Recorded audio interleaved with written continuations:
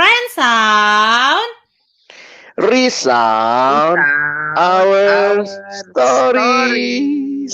Yeay. Oke, ini ngomongin tentang topik yang baru, sebenarnya nggak jauh-jauh beda dari topik-topik yang kemarin gitu ya. Kan kemarin kita sempat ngebahas tentang apa sih mimpinya kita di tahun 2022 ini kan. Nah, kalau sekarang kita berpikir tentang ambisius. Ya, ngomongin ambisi, sebenarnya kan kemarin kita sempat ngomongin tentang kalau misalnya kita nggak ngenikmatin kebahagiaan dari Allah itu, akhirnya kita jadi orang yang ambisius banget, ya akhirnya untuk menyenangkan kebahagiaan-kebahagiaan kecil kita, kan gitu ya kemarin kan. Nah, ngomongin tentang ambisius, itu kan biasanya ngomongin tentang kita pingin jadi orang yang nomor satu, ya kan. Pokoknya apapun yang terjadi, pokoknya gue harus jadi nomor satu, kayak gitu. Nah, menurut teman-teman nih, bukan yang menurut teman-teman lu deh, tapi yang gue lihat sebenarnya di Alkitab tuh Tuhan nggak pernah bilang untuk kita jadi nomor satu. Tapi yang gue tahu Tuhan selalu bilang untuk kita doing something tuh seperti untuk Tuhan. Ya kan ya Bang, ini kan ada pendeta kita di sini ya. Nah, sebenarnya Bang, gimana ya caranya untuk melihat bahwa menjadi nomor satu tuh bukan jadi satu hal yang harusnya kita incar gitu dalam dunia. Lo ngerti gak sih Bang maksud gue Bang? Berusaha menangkap. Makasih loh. Iya. Coba gue coba melihat ininya dulu ya. Maksudnya case-nya itu kan seringkali ya dalam realita ada orang-orang yang selalu ingin tampil yang the best, number one begitu. Seolah-olah kalau dapat posisi nomor 2, nomor 3 atau nggak dapat posisi itu kayaknya wah laknat banget tuh hidup gitu ya. Kayak Jadi nggak dikasih Tuhan, nggak dikasih Tuhan. Terus ada lagi dengan hal-hal Kristen yang seringkali dipakai bahwa Tuhan menciptakan kita untuk jadi kepala bukan ekor gitu. Jadi kadang-kadang kita itu hanya membatasi berkat Tuhan, kuasa Tuhan hanya kalau kita mencapai yang nomor satu begitu. Padahal sebenarnya kalau kita lihat ya, gue lebih suka melihat kehidupan itu sebagai perjalanan bersama Tuhan mencapai apa yang terbaik dari potensi yang Dia berikan kepada kita sih. Yang mungkin belum tentu potensi gue sama potensi Ernest sama misalnya. Gue seneng nih main bulu tangkis, tapi ya tentu kalau gue sama atlet bulu tangkis ya beda lah pencapaiannya gitu ya. Jadi ketika misalnya gue ngerasa apa yang gue bisa lakukan the best dalam kapasitas yang gue punya, menurut gue number one-nya itu tuh mungkin dalam pengertian yang seperti itu sih. Mungkin itu dulu kalau dari gue. Gimana teman-teman? Filsuf kita lah. Kalau gue mikirnya ini kita kan selalu diminta untuk jadi yang nomor satu kayak gitu ya. Kejar jadi yang paling terbaik, tapi yang nomor satu tuh cuma satu gitu. Nomor satu nggak ada satu aksen kayak gitu, satu A, satu B, satu C, nomor satu ya satu. Nah, kalau namanya nomor satu ya berarti ya hanya satu orang. Sedangkan kalau orang Kristen disuruh berarti harus jadi nomor satu semua, berarti rebut-rebutan tuh antara orang Kristen. Ada yang satu diberkatin jadi nomor satu, ada yang nggak diberkatin. Nah itu menurut gue konsep yang rada-rada aneh gitu ya, berebutan. Berarti nggak bisa itu diterapkan ke semua orang. Nah, gue setuju sih dengan yang tadi Bang Alex bilang ya. Kita jadi yang terbaik dalam kapasitas kita kayak gitu. Nah, itu yang gue setuju sih. Jadi gue selalu berpikir kayak gini sih, ada nggak sih hal yang bisa diimprove lagi dari diri gue kayak gitu. Nah, karena gue satu sisi sih ngeliat gitu ya, waktu orang-orang yang nggak kenal Kristus kayak gitu ya, dan juga nilai-nilai budaya kita gitu yang selalu mengejar kalau bisa lebih lagi. Kenapa segini aja kalau bisa punya kesempatan untuk lebih lagi? Nah, itu selalu yang ditawarkan kan begitu. Kalau bisa lebih kenapa enggak? Kalau bisa lebih kenapa enggak? Gitu. Sedangkan ada banyak orang-orang yang sampai kata memenuhi kebutuhan aja kayak gitu ya. Sampai kata level standar aja tuh belum dapat.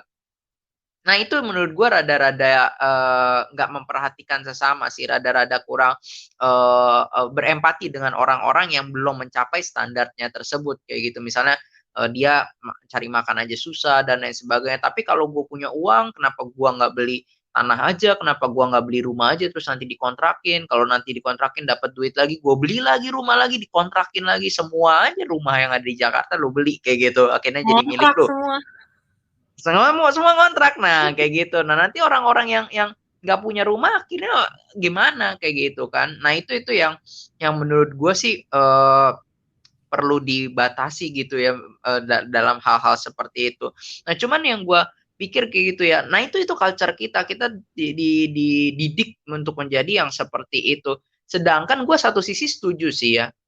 Kita kayak gitu anak-anak Tuhan harus memberikan yang terbaik. Jangan kalah gitu dengan orang-orang yang nggak kenal Kristus. Mereka kerja mati-matian gitu untuk menjadi nomor satu. Mereka kerja mati-matian gitu dengan motivasi-motivasi mereka yang berbeda-beda kayak gitu. Masa kita yang udah kenal Yesus Kristus kayak gitu, yang kita adalah anak Tuhan, bukannya mau kompetisi dengan mereka gitu ya, seolah-olah kita tuh anak Tuhan harusnya paling tinggi kayak gitu, harusnya nomor satu. Bukan itu yang utama. Tapi kalau mereka bisa melakukan seperti itu dengan motivasi mereka yang berbeda-beda, kita yang motivasinya sudah dimurnikan, kenapa kita nggak berlaku seperti itu gitu. Nah, Tuhan nggak menolak kerja keras kayak gitu. Tuhan nggak menolak kita menjadi orang yang diligent kayak gitu ya. Terus jadi orang yang perseverance kayak gitu dan lain sebagainya. Tuhan nggak menolak. Tuhan tuh ingin anak-anaknya tuh jadi seperti itu. Nah, kadang-kadang kayak gitu kita tuh lupa. Jadinya akhirnya oh iya nih kita anak Tuhan kayak gitu-gitu. Cukupkan diri kayak gitu. Ada orang-orang yang gitu cukupkan diri dengan apa yang ada. Nah, satu sisi lupa juga ada orang-orang yang iya kita nomor satu dan akhirnya lupa sama orang-orang yang masih nomor sekian. Nah, itu dua-duanya mesti seimbang sih, kutub yang satu, kutub yang lain itu jangan timpang tuh, itu yang berbahaya tuh kalau timpang kayak gitu. Nah, gue sih kepikir benar kita harus memberikan yang terbaik sesuai kapasitas kita kayak gitu. Jadi kalau kerja ya kita profesional juga. Sama seperti orang lain yang kerja gitu, yang nggak kenal Kristus kayak gitu, mereka kerja profesional, kita pun juga harusnya profesional kayak gitu. Bagaimana nama Tuhan dimuliakan kalau misalnya kita kerjanya nggak profesional? Nah, gue sih mikirnya sih seperti itu, Nov, kayak gitu ya. Kalau dibilang nomor satu, yang seperti yang kayak Bang Alex bilang, kita harus kayak gitu mengejar untuk jadi yang terbaik sesuai kapasitas kita. Kalau saat ini cuma bisa 5, ya sampai limitnya 5 kayak gitu, karena gue yakin gitu ya yang perumpamaan talenta, kalau misalnya kita udah sampai 5, udah mengerjakannya sampai 5, nanti Tuhan percayakan lagi, oh sekarang naik nih, udah bisa nih ke 6, dipercayakan ke 6 kayak gitu, tingkat 6. Nah, akhirnya tingkat 6 dikerjain, nah naik lagi 7 dan lain sebagainya. Nah, itu sih yang menurut gue apa tuh yang perlu dilakukan lah kayak gitu sama anak-anak Tuhan gitu, Nov.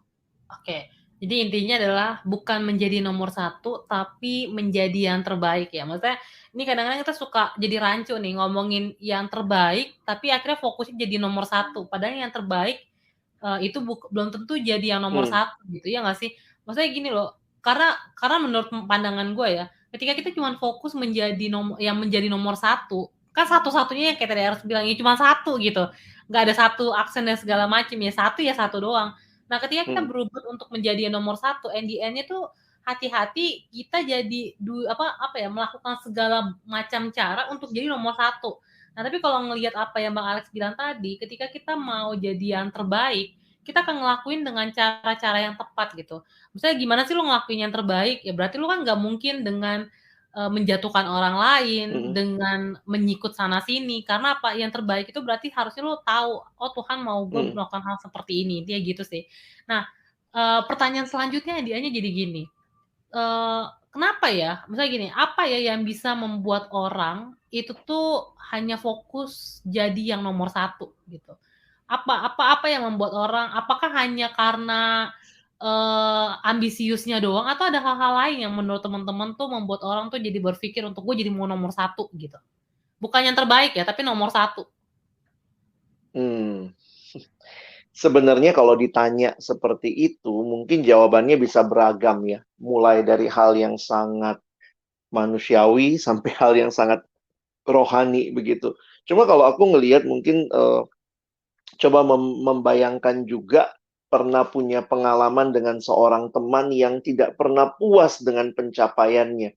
Sebenarnya kan memang ya kita juga berharap kan terus memacu diri, terus tingkatkan kapasitas diri. Tetapi saya pernah bertemu dengan seorang teman yang tidak pernah puas, dan waktu digali ternyata masalahnya ada di dalam lingkungan keluarga di mana dia dibesarkan. Bahwa selalu ada eh, pemahaman kompetisi, lalu kalau pulang kasih tahu rapornya juara 2, ya cuman juara 2. Jadi ternyata dilecehkan atau disepelekan. Jadi kesannya yang terbaik itu yaitu nomor 1. Nah, jadi aku ngelihat juga anak ini mungkin ya dalam aku karena nggak terlalu dekat juga, tapi melihat mungkin dalam pergumulan penerimaan diri. Jadi dia tuh merasa dia diterima kalau dia nomor 1, sehingga itu muncul terus tuh suasana kompetisi di dalam pekerjaan. Dan ketika misalnya ya aku sudah nggak satu pelayanan sama orang ini, tetapi waktu tanya ke teman-teman yang satu pekerjaan, ternyata sikap seperti itu masih ke bawah tuh. Jadi dia tuh kayak selalu atau orang ngomongnya gini, ambis banget lah, ambis gitu. Jadi kadang-kadang gini ya, tentu ambisi itu baik dong. Apalagi kalau itu ambisi untuk memuliakan Tuhan. Nah, saya pikir kalau begitu kita mesti membedakan. Ada ambisi yang kudus, nah ada ambisi yang hanya memuliakan diri. Nah, tapi karena pengalaman anak ini, cara-cara yang dia lakukan, kayak Novi bilang tadi ya, dia tuh kadang nggak peduli gitu ya dengan orang-orang yang bekerja bersama dia, yang dia anggap itu cuman semua adalah sarana atau tools untuk mencapai nomor satunya dia. Wah, itu jadi beberapa teman yang kerja sama, akhirnya juga tanda kutip ada yang sakit hati, ada yang merasa cuman dimanfaatin doang, begitu ya. Nah, jadi aku ngelihat gitu, ini salah satunya adalah ternyata dia dari kecil tuh dibesarkan dalam lingkungan yang penerimaannya itu kalau lu nomor 1, begitu. Jadi itu ke bawah tuh. Jadi walaupun sudah Kristen, tanda kutip, sudah pelayanan, begitu ya, wah, kayak kita jadi bingung gitu ya. Ini sebenarnya dia sedang giving the best atau cuman mau tampil supaya kelihatan. Dan jujur aja ya, itu seringkali udah di bawah sadarnya dia. Jadi sambil dia jalanin tuh dia begitu tuh polanya ya. Jadi kalau kita lihat kan kayaknya wow, dia memberikan giving the best, tapi ternyata tanpa sadar ya mungkin berhala dia tentang penerimaan dan dia nggak dapat di keluarga, dia bisa dapat di yang lain. Mungkin itu salah satu yang aku lihat. Gimana yang lain? Iya, kalau ya gue setuju sih sama Bang Alex, ketika orang terlalu ambisi mungkin balik lagi ke statement kita yang kemarin kali ya. Maksudnya ini salah satu hal yang biar teman-teman juga bisa nonton atau enggak denger podcast kita yang sebelumnya gitu.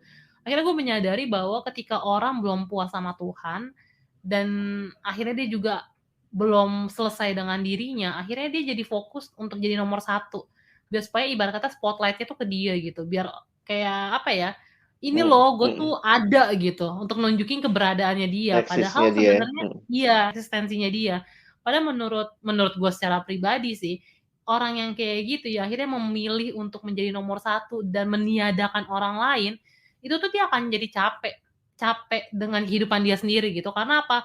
Ketika orang gue suka ada statement kayak gini ya, ketika udah jadi nomor 1, lu udah saatnya untuk lu turun. Karena apa? Lu mau ngejar apa lagi, iya nggak sih? Nah, sedangkan kalau lu udah jadi nomor 1, lu akan capek untuk mempertahankan di situ terus. Tapi ketika lu justru nggak memilih untuk jadi nomor 1, tapi ngelakuin yang terbaik, lu ada hal-hal baru lagi yang bisa lu capai nanti ke depannya. Jadi menurut gue tuh 2 hal yang berbeda. Ketika lu mau jadi nomor 1, akan ada satu titik di mana lu harus turun mau nggak mau. Tapi ketika lu ngelakuin satu hal dengan yang baik, akan ada hal-hal baru yang akan memacu lu untuk menjadi lebih baik lagi, untuk terus gitu. Nah, tapi ada orang-orang ketika lu ngelakuin satu hal yang baik, berarti kan lu akan bersama-sama dengan rekan-rekan lu yang lain ya, untuk membantu mereka juga jadi yang terbaik.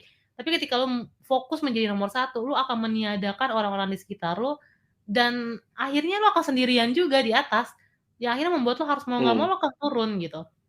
Nah, jadi tapi itu ya Nov yang aku lihat bahwa sebenarnya menjadi nomor 1 kalau ternyata memang dunia ini memberikan ranking, itu juga nggak apa-apa kalau itu adalah apa yang lu berikan terbaik lalu lu diakuin lah sebagai yang nomor 1. Ya beda ya. Ya, itu dengan yang hanya ingin menjadi yang nomor 1. Kan? Ya itu kan pandangan Krusnya maksudnya kayak gini, misalnya di sekolah ranking 1 karena emang dari sekian banyak ranking 1 ya itu nggak apa-apa. Tapi fokus gue di sini adalah ketika lu mau menjadi nomor satu-satunya gitu.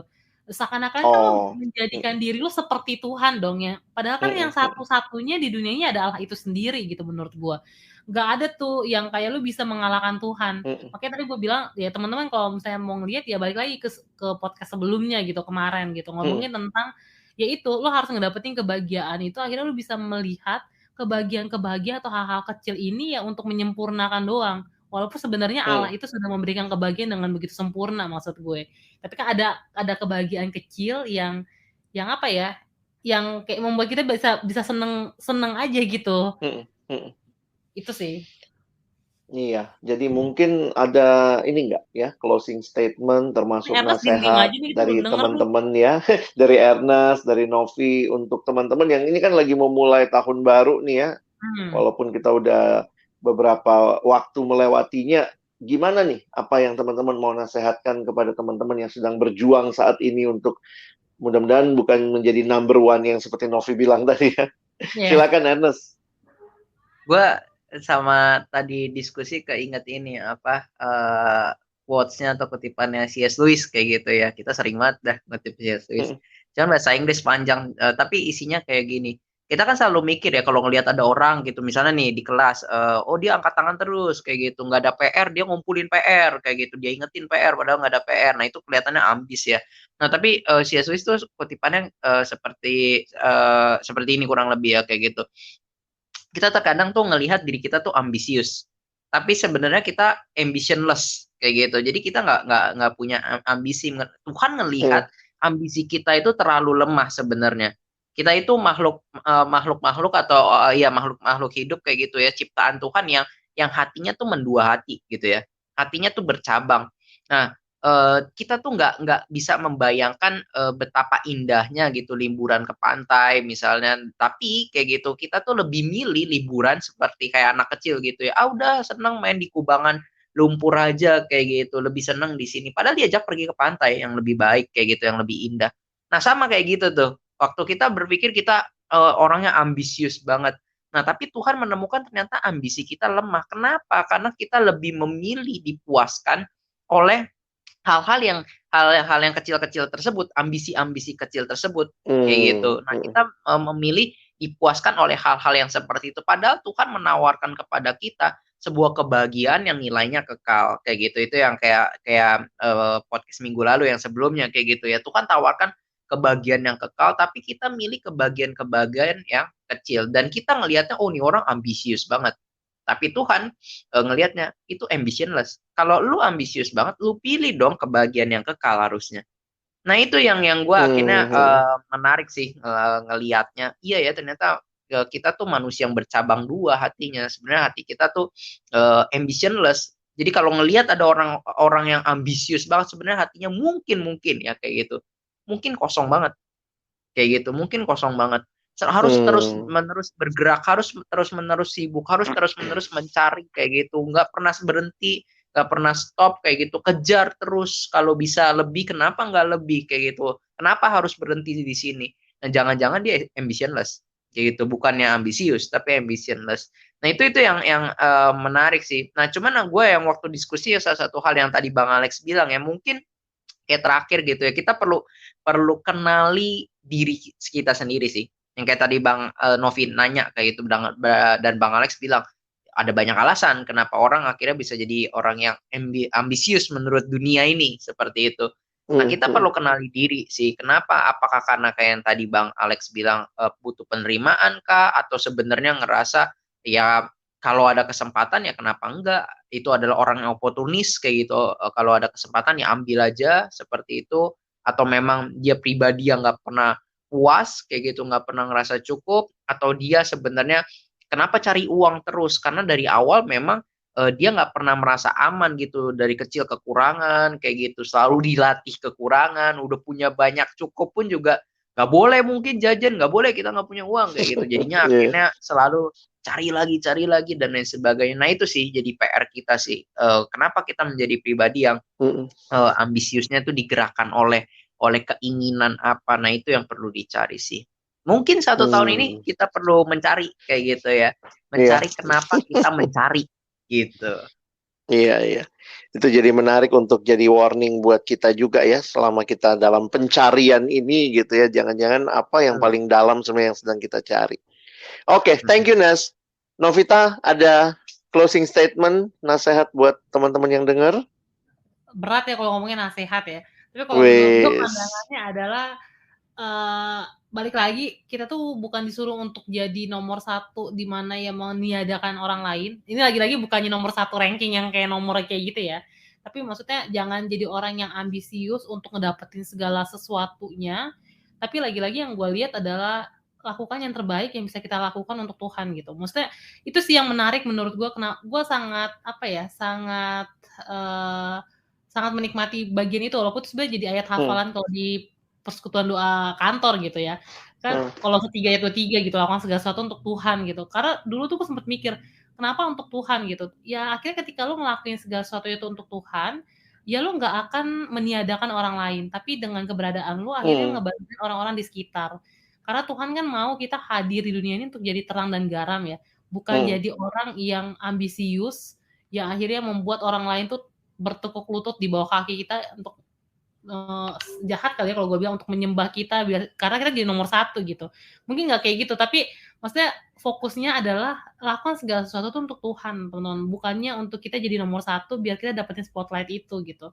Makanya lagi-lagi ya biarlah kemuliaan itu ya buat Tuhan gitu. Kita makin kecil dan Tuhan yang makin besar. Jadi oke, teman-teman jadi nomor 1, tapi apakah ada Tuhan di situ? Apakah orang lain bisa melihat kehadiran Allah di tengah-tengah teman-teman jadi nomor 1?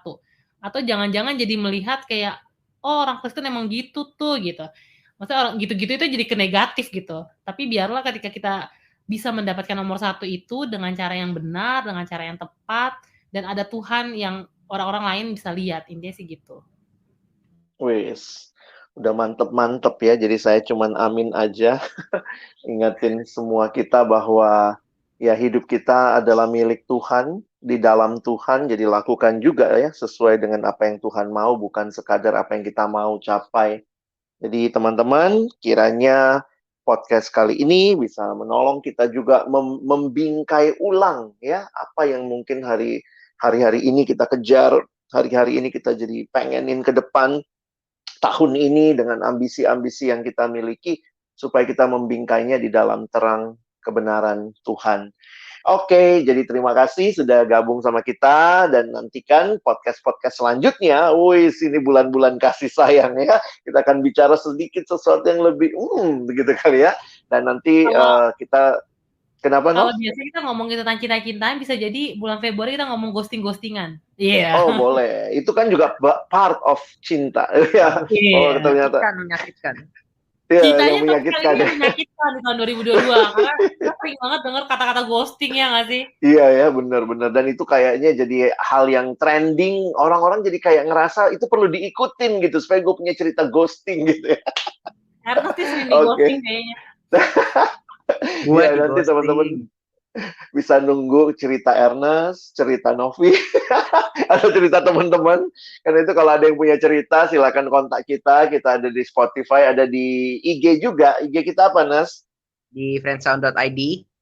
Oke, dan boleh share sama kita juga. Baik, teman-teman, thank you udah bersama-sama hari ini, dan sampai ketemu lagi.